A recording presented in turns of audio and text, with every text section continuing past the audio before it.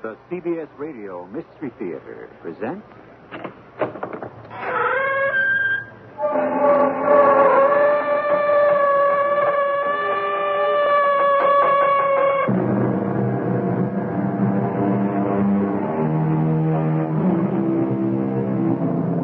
Come in. Welcome.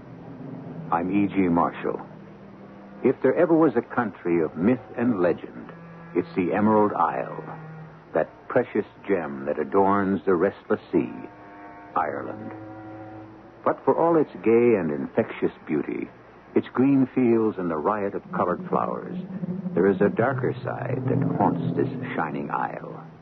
Not all the mythical spirits are as captivating as leprechauns, or as gentle as the fairy folk. The Celtic gods of olden times still lurk in the shadow of the woods, the deep mountain glens, the black velvet night. This man swam across the Irish Sea? Not man, sir. Sure, he was more than man. A boggart or a god or whatever you'd like to call him. And evil as a raven. Colossal he was, so no ship or house could hold him. And his heart as black as the pits of hell.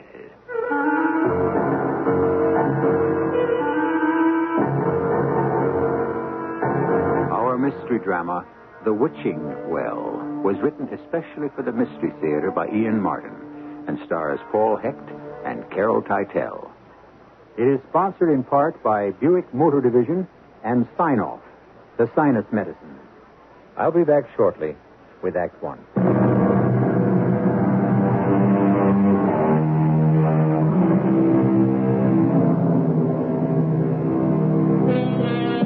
One of the basic pagan worships in any land is the adoration of water.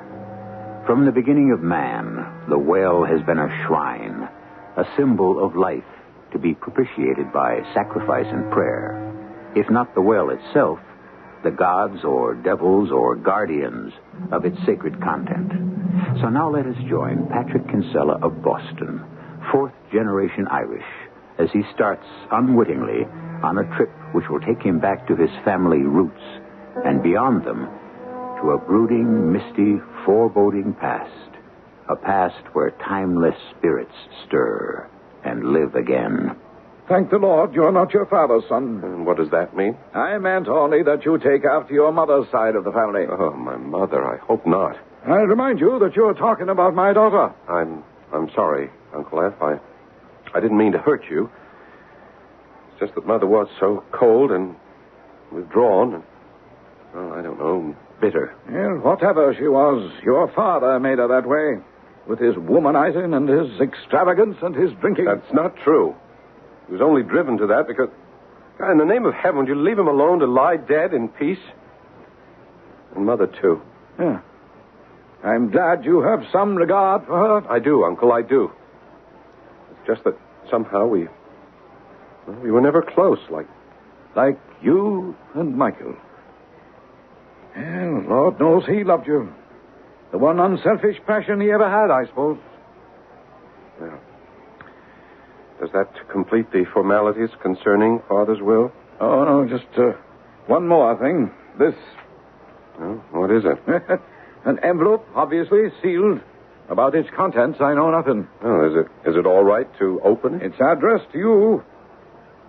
Well, why are you hesitating? I don't know. Hunch. Just a feeling. What sort of feeling? Well, that maybe this should die with him, that it's something better left alone.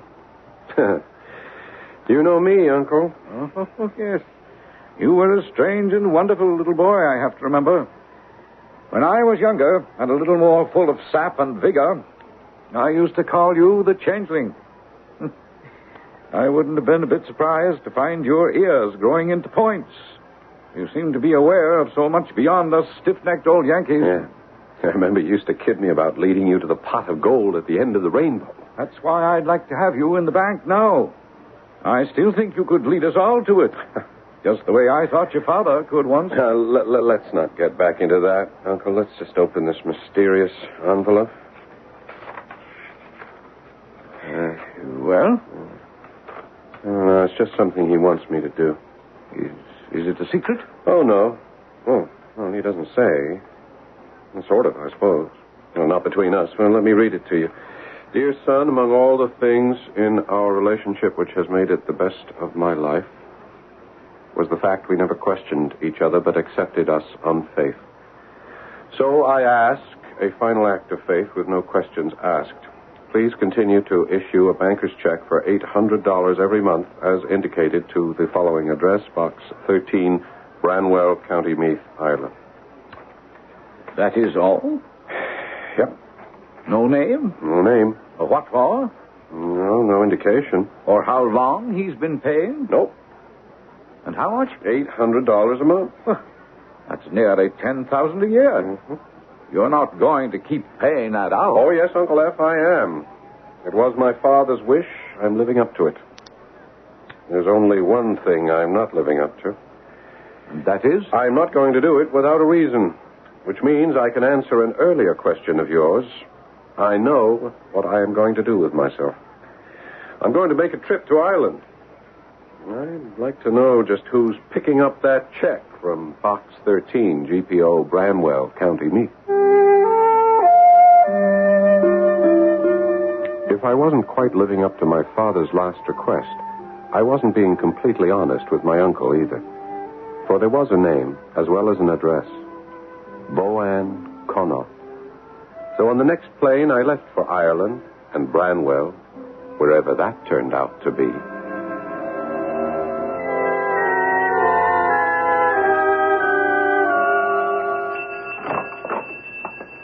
The top of the evening to you, sir. What'll it be? Oh, I'll just have, have you any draft beer? Oh, that I have. Pride of County Meath. Would I be after drawing you one? Yeah, I'll have a glass if you don't mind.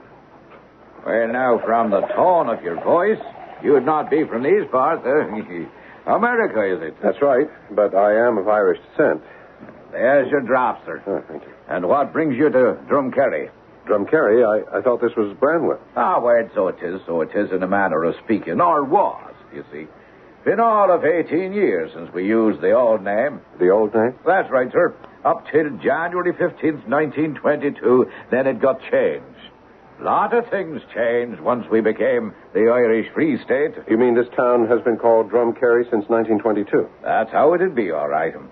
But if letters were posted to Branwell, they'd still be delivered. Oh, naturally. Even after all these years? Well, now, Lord bless you, sir. I've been postmaster here the last 25, so I can assure you any letter sent here would find its way to its proper destination, whether it was to Branwell or Drumcarry. I see. Why did you change the name? Oh, I don't know. Superstition, maybe. Not a very pleasant name, after all. Oh, seems pleasant enough to me. Well, that's because you wouldn't know Irish history, or local history, for that matter. One reason or another, it's been a real curse, that old well. Well? What old well? Well, the one the town got its name from. Bran's Well, do you see, to begin with? Yes, there actually is a well. Oh, yes. Well, that is, there was. Been capped up ever since, long enough ago. No need for it once the water supply was brought in.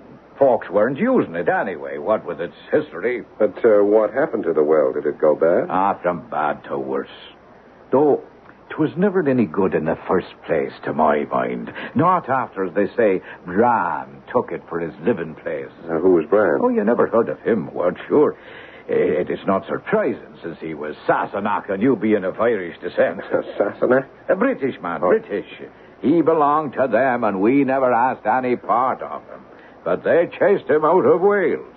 And it was an ill wind ever blew him west to swim the Irish Sea and up the Boyne, till he found our subterranean caves under the mountains there. This man swam across the Irish Sea? Not man, sir. Sure, he was more than man. A bogle or a god or whatever you'd like to call him. And evil as a hoodie crow or a raven. Colossal he was, so no ship or house could hold him. And his heart black as the pits of hell. My grandfather himself told me that the well was brackish enough already in his time. And to be sure, I always thought it tasted like bog water myself. But no matter. They finally had to cap it after there was one too many. One too many what? Well, sure. Why should I be bothering you with local gossip and old wives' tales? Have another brew on the house. Oh, that's very kind of you, sir. Well, it's getting late. I have to find some lodgings. Do you also have an inn here? No, I'm afraid not. But how long would you want to be staying? I'm a writer, and I wanted to get some background and local color. Could you suggest somewhere I might find a room? No, I might just be able to do that, for I see someone coming down the road would be just the answer. Who? Boan Connaught. Boan Connaught? Where is he? He? Well, sure, what is the matter with you at all? Boan is a lady's name. And there she is herself, if you look out the window, on her way here, bless her heart. Sure, it's the lonely, brave soul she is, and a hard, long life she lives, taken in boarders to make ends meet. Hey, come out now. We'll meet her by the stoop.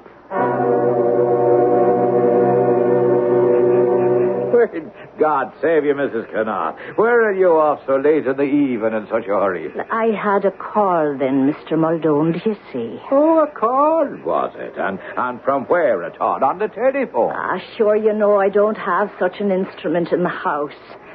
From the voices. No, there, 'tis a mite early for the little folks to be about yet. Stop your nonsense, Sean Muldoon. I don't hold with frippery the like of that. I have my own voices, and they serve me well. Was there something for me in the post, then? No, sure, not even one of them advertisements. Number 13 is as bare as the old woman's cupboard. But I heard it so clear. Well, maybe you did, after all. For he is a gentleman, a writer and all, is looking for lodging for a while. And 'twas in my mind that you might want to take him in. It'd only be for a couple of weeks, Mrs. Connaught. I'm willing to pay anything within reason. You're from the States? Yes, I am. I should introduce myself. My name is Patrick Kinsella. Well, now, there's a fine Irish name for you, eh? Is it not? Kinsella. Patrick? Well, the full name is Michael Patrick Kinsella. That'll be it. The room will be 10 and 6 a day with breakfast. 18 shillings with full board. No reduction by the week or month. It's just by the day. Well, that'll be fine.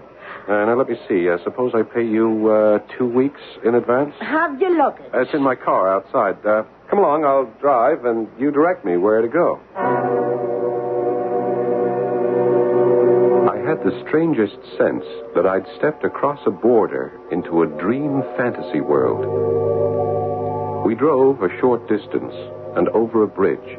And then, at her direction, I turned down a hill and onto a cobblestone road to stop in a courtyard paved the same way, next to a round structure about waist high that was roofed over by some heavy oaken timbers dovetailed together and shaped to fit like a lid. Is that a well? What else? That's Bran's well. The one that's never used anymore. The one that was fouled forever. As well you know. What do you mean, as well I know? Who would know better? Now, I want to know something. What? Why did you come back, Michael? Why did you ever come back?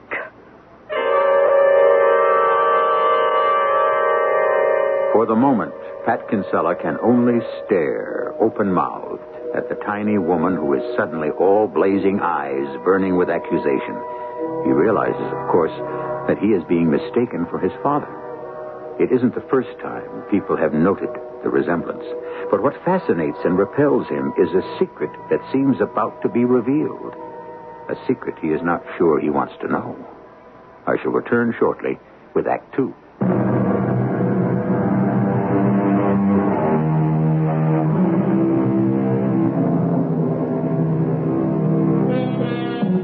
So here is Michael Patrick Kinsella in the year 1940, sitting in a car next to a little wisp of a woman who, for some inexplicable reason, his dead father has been supporting for over 20 years, secretly. And next to a well that has been capped and shut tight, against what? The legends of the enormous demigod who lives far below in its subterranean caverns, always hungry for the sacrifice of a human soul? Or some more practical reason, that the water is fouled, or the well has outlived its usefulness? I'm afraid you're making a mistake, Miss Connaught. I'm not who you seem to think I am. Never fear a whisk, lad. You're just who you have to be. Yes, but my name isn't Michael. I mean, that's not what I'm called by. It's Pat. It's a long time, do you know? And who remembers all the names the way they can change with the passing years? You're still the one expected, are you not? Expected? The voice was after telling me you'd be back. Did you not hear it yourself? The voice? What else would you call it? You'll not be telling me it didn't call you then. Else why are you here again? Well, I'm not here again. There now. It had to be. Such an important anniversary. 21 years. You had to be here. Here for what?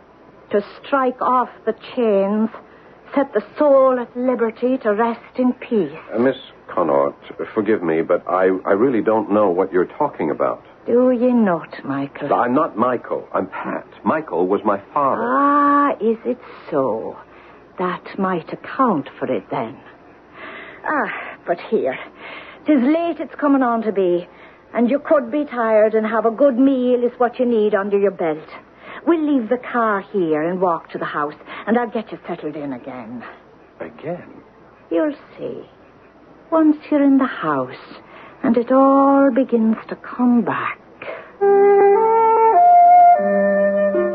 I didn't really want to get out of the car into the Irish gloaming, that peculiar half-light between day and dark that lasts so long. But grabbing my bags, I dutifully followed the tiny figure of my hostess as she clumped doggedly, but yet with a kind of grace down the path to a small thatched cottage with thick stone walls. Inside, she lit kerosene lamps and bustled about, getting me settled in an upstairs room with a dormer window poking through the thatch and overlooking the well. Do you remember now? Why can't I make you understand? There's nothing to remember. All I'm here for... You can't deny that bed and the well outside the window, and that here it was the wedding night. Or so I thought, heaven save me. What are you trying to tell me, Miss Connaught? That my father was here? What was it you said, 21 years ago? Come here to the light now, and let me look at you, boy. Carefully. I may look like my father, or rather like he did, but I am my own man. You're his spit-and image if you're not. I couldn't be my father under any circumstances. Because he's dead. God defend us. He's away to the other world, then, and abandoned the girl he shamed. So that's why you were called. I wasn't called. I came here to find out who the mysterious Boann Connaught was and why my father was paying you all that money. But maybe it would be better if I left. You want to run away without finding out. I don't think I want to find out anymore. Why, boy? Because you think I'm an old lady touched in the head. I didn't say that. But it was in your mind, for sure. Because these old eyes are dim, and I thought I saw himself raised up from the past and come to make us whole. You see now that I'm the son and not the father. More's the pity, for now indeed we're lost. And there's no more waiting this side of the curtain. 'Tis all too late, and the shame must burn itself into eternity.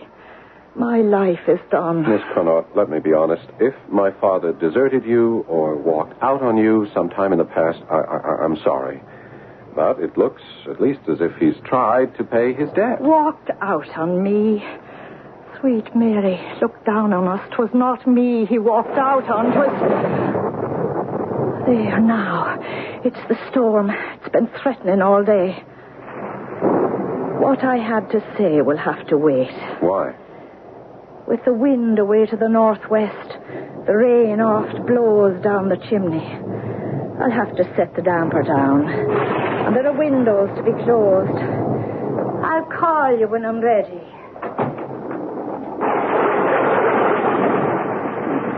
This would have been my moment to pick up my heels and run. My last chance. But I had waited too long. I went to the window, peering out through the streaming rain that blurred the window panes. For one breath-catching moment, I thought I saw the lid on the well lift, as though some strange creature was about to answer the knocking of the raindrops on his door. And then suddenly it was too dark to see anymore.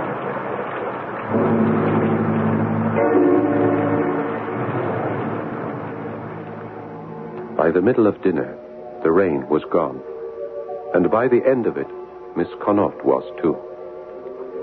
I had tried to question her, but she refused to talk until I'd eaten. And now she seemed to have disappeared into thin air. Suddenly, I wasn't mystified anymore, or apprehensive, or afflicted by any form of ESP.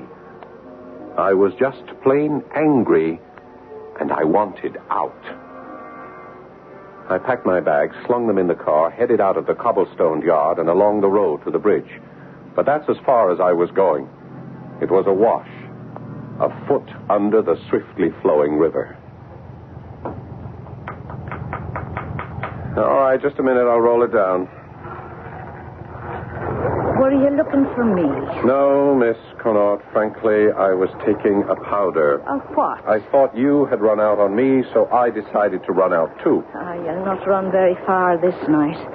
The bridge is under water, and the river isn't even crested yet. If we get more rain tonight, we're in for flood. You'll not get across very soon, boyo. All right, then. Climb in. I'll take you back to the house. Looks like we're fated to open some graves.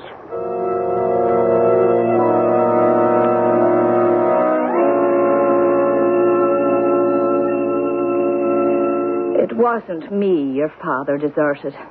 It was me younger sister, Deirdre. I never heard my father mention that name. Well, I'm sure of that. He didn't dare. Why not? Your father was weak. He wasn't a bad man, just a weak one. It was the spring of 1918 in Paris that Deirdre met up with Michael on what they call the left bank, down by the River Seine. Oh, I'm sorry. I didn't know. Pardonnez-moi, mademoiselle. I'm not French. Oh, well, I was just trying to say I didn't know anyone was down here. Well, now you know. Yes. Are you alone? Yes. Yeah. Well, I guess you want to stay alone, so, well, I'll just, hey, listen, couldn't we just, talk a few minutes? I don't speak French, so I don't get to talk to many girls. Well, that's funny now, is it not? Here I speak English, but I don't get to do much talking in a social way with the English soldiers. Oh, no, I'm not English. I'm American. Ah, so I hear. And you are not English. You're Irish. I can hear that. And if I am? You know, I'm Irish, too. No, I mean 3 generations back. Ah, are you now? And where do you live in the States? Boston. There's almost as many of us there as there are in Dublin. Ah, is that a fact? And you're here to save us all and to be a soldier boy? I'm here to help beat the Kaiser and save my skin if I can. I'm not much for war. Ah, nor me. That's why I'm down here now looking at the river tonight, trying to forget another one. A special one who died tonight. Your fiancé? No. Boyfriend? No. Any more than they're all that. The poor hurt darlings. No, I'm a nurse, you see. Oh, well, not a real nurse, not an RN, just a helper. Like me. My name is Michael Kinsella. Well, how do you do? I'm Deirdre Connaught. Hello, Deirdre. Hello, Michael. I never called a girl by her first name that fast before. Nor me a boy. You're a fast worker, Michael Kinsella. Only because I've never really been in love before. What? At first sight. Don't you feel any way the same? It's ashamed I should be to admit it. But the trouble is, I do. That's the way they met. And for the most of that year, they were seldom separated. It was just sheer luck that Michael was assigned to the quartermaster's staff in Paris and never saw any action. The war was just a sort of holiday to him until the day he was assigned to return home, and he had to face the truth at last. But you can't just leave me behind. Not now. Not the way I am. It's all right, darling. I've gotten a leave. I'm going to see you home. Home? As far as London, anyway. Now, the way it is, I have to go there on business, so the hotel reservation has been made. We can try to work it all out then. Work what out? What we're going to do. I mean, how it's going to end. End? It has to, Dee. There's no excuse, I know. I should have told you from the very beginning, but... Well, it's over for us. Why? Because I can't ever marry you. I'm married already. You're married? To someone else? Yes. But you can't be.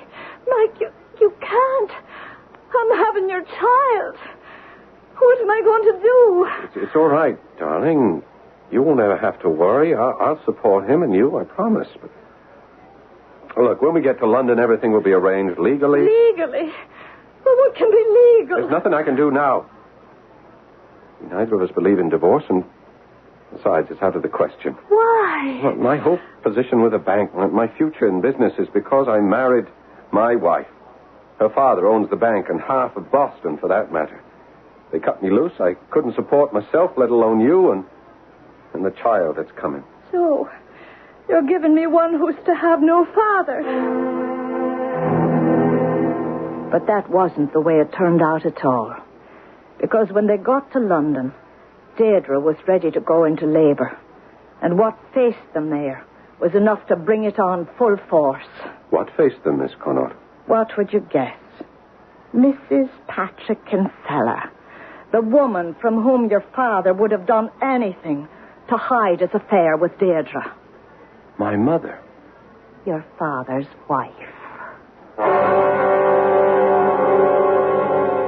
Quite suddenly, our story has moved from the world of fantasy to a world of quite sordid reality.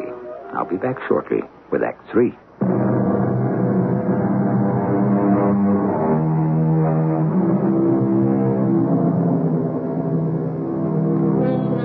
I'll leave all of you to imagine what happened in the scene when Michael Kinsella and Deirdre Connaught, already 7 months pregnant, unexpectedly had to face Michael's wife. There was no longer any chance for subterfuge. Everything was out in the open. And at last our story has reached the moment when the past is about to be revealed, and Michael's son, Pat, is going to learn a buried truth that will shake him to his heels. But what was my mother doing in London? Mrs. Kinsella? Well, sure she knew the hotel had been engaged in London for business. And didn't her father offer her the trip across the ocean to greet her husband that much earlier? But didn't my father know she was coming? I suppose Mrs. Kinsella thought to give him a happy surprise. Oh, 'twas a surprise, no doubt of that. But far from a happy one. To begin with, that is. What do you mean, to begin with? Well, first off, it was a terrible shock for Deirdre. And the baby was born out of its time. Dead? Oh, no. Before his time. But alive and kicking and screaming and ready to hang on to life. There was no easy way, do you see, out of it all. Or so it seemed. What are you trying to tell me? Did you never wonder why you never had any brothers or sisters at all? Oh, of course. I suppose every only child does. Well, you'll not have to wonder any longer when I tell you that the one you've thought your mother all this time never could have a child in this or any world. And, well, she and your father knew it before they were ever married. You mean that I am that baby? What chance had a child born outside the church for a life here in Ireland, against the future for him in America, oh, not to mention the miracle it was for a barren woman to be given the gift of motherhood. But no one ever guessed. Why should they? The one you thought your mother had said farewell to her husband only 7 months before. She'd been waiting a month in London, and it was weeks before she left to sail over. You were born early, and it was easy to bring the time into joint with all the red tape of mustering out your father in England instead of America, and the holiday they pretended to take in Europe after. By the time the three of you got back to America, there was no one to question. It was her having a baby that had delayed their return. Except you. And my real mother. Only you were safe, weren't you? You'd been bought off. I was paid for and delivered. I wished not so fast. If I'd realized then what I did later, I would never have stood for it. Your father brought your mother home to this house here in Drumkerry after you were born to sleep here in this same room as you're sleeping in tonight. And when my father left? I thought he would be back. But he never came. He never came. And my mother? Your mother. What was there left for her to live for? Betrayed by the man she loved more than life itself, without her baby to give her a reason for living. I still say she didn't have to sell me. It's a long time ago, Patrick, then. And a different world it was. She thought to do it for your sake. Oh, many's the time she regretted her decision. But it was too late to change her mind. She could only hurt 3 other people. Your father and his wife and yourself by recalling it. And maybe, in the long run, herself too. For there was nothing at all to keep life together and a roof between her and the wind and the rain but the money from America. Bitter ashes. In the end, what did it matter? Her life was over. So she went away. She went away? Where? They do say that Bran lives in the caverns beneath the old well out there. And every generation he claims a life in sacrifice. Come on, Miss Conrad. Don't give me old country superstitions. Answer me. The well is fed by the River Boyne through caverns that wander deep in the earth through solid rock. She was not the first to step into Bran's well and drop into eternity.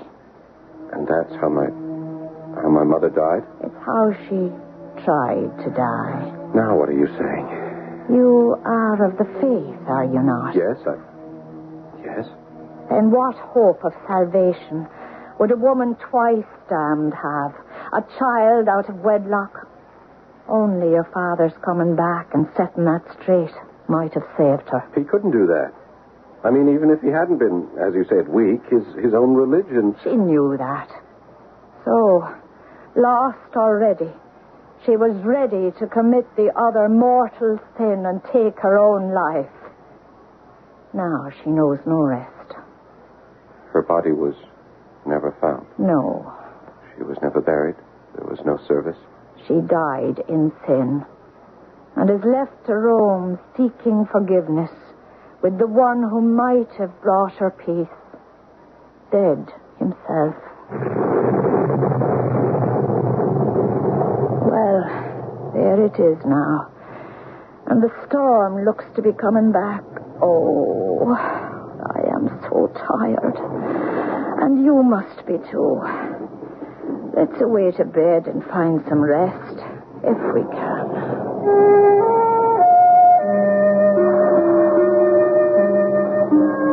I don't suppose I've ever felt more tired in my life. My mind churned with all the revelations I had. But underneath it all, as I tossed and turned while the thunder growled in the background, was that strange sense of inner vision I had wrestled with since childhood. The unexplained knowledge of events, future and past, that had haunted me all my life. And in this turmoil, I fell asleep. I was startled by an enormous thunderclap, followed by the wrenching split of wood. It brought me bolt upright and in one bound to the window, where, in the courtyard below, in the flash of the lightning, I could see that the oaken cap over the well gaped open, and through the sudden curtain of rain, I could only half see emerging from the shattered split in the wood a strange, ephemeral presence. The last huge clap of thunder drove me inexorably downstairs and out into the rain and towards the well. Fine. Are you all right? Of course. You're getting soaked. So are you. Well, that doesn't matter. Come, we should go into the house. Should we? Why? Well, it's crazy to stay out in a storm like this. Does that bother you? Let's stop it. The rain stopped. The thunder's gone. The moon is shining. What happened? You asked for it. I gave it to you. Who are you? You must know by now. Deirdre. Yes. But you're dead. Oh, how I wish I were. I'm only passed over. What? I can't be dead, you see. Not yet. Not till... I'm waiting. Waiting. Waiting? For what? For him to come. Who? Him. The one to release me. The one to let me sleep at last. He is dead. My father is dead. I know. But he can't save me. Only you can. Why me? Because you are the one who has been wronged. Only you can forgive. Why should I? When you sold me. I wanted a better life than I could offer you. The money was not my idea, but your father's. I never spent a penny of it. It's all saved up against the day of your coming here, as I knew you would. It will be yours now, and you will be independent now, and free, in a way Michael never was. Ooh, it's near the dawn, and my time is running out. Patrick, darling, my son, don't turn your back on me as your father did. Please. Mother, it's too late. I never knew your love, not as a child. How can I find it now when you are dead and in the grave? Give me yours now, and you will find my love. Set me free, and I'll come to you in good time. You will see. Mother, I forgive you. I forgive you with all my heart. Then my bonds are broken, and I can go meet your father as my newborn self in this other life. Look for me, my darling. Look for me. I will come to you at last and will bring you all the love you have missed. I came awake, my head ringing with the force of the thunderclap. I rushed to the window. Even through the streaming rain, I could see the well. The cap was unbroken, in place. But how could that be? I had seen it split in two. Could all that have been a dream? The first light of day was banishing the storm. And suddenly, I had a premonition. I searched through the house for Miss Connaught. I found her sitting in an easy chair in the living room. The small, seamed face smoothed of wrinkles, a smile on her lips, her eyes closed, and a locket on a chain resting in her hands. She was quite dead. She must have been dead for some time. I dressed hurriedly and drove to the village.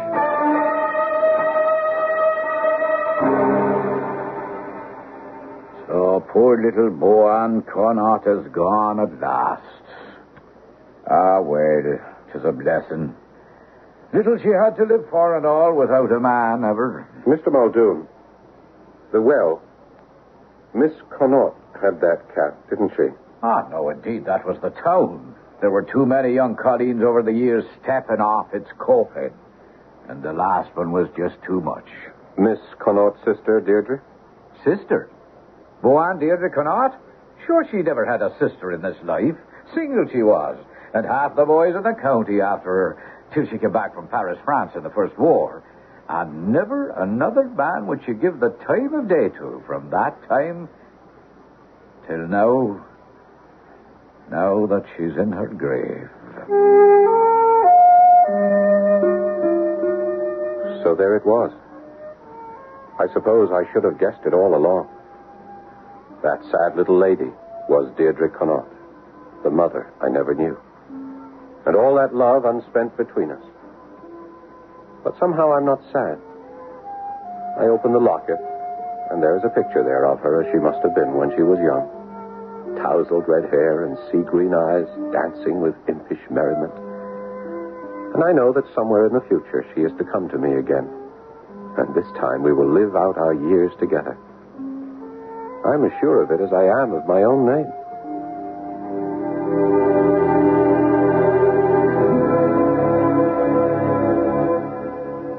A footnote.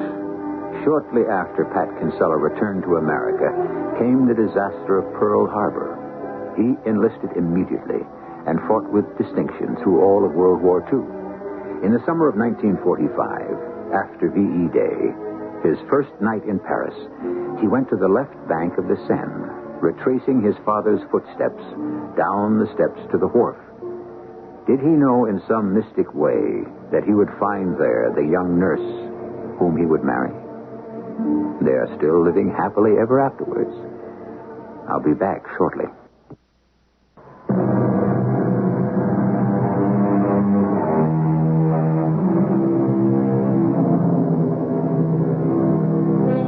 The old dark gods may still haunt the Emerald Isle, but somehow it's the bright and happy ones who seem to win out in the end. So, for all her travail, her sorrows, and her harried history, let's remember Ireland with the face she always manages to turn to the world. The one with a smile. Our cast included Paul Hecht, Carol Teitel, and Ian Martin. The entire production was under the direction of Hyman Brown.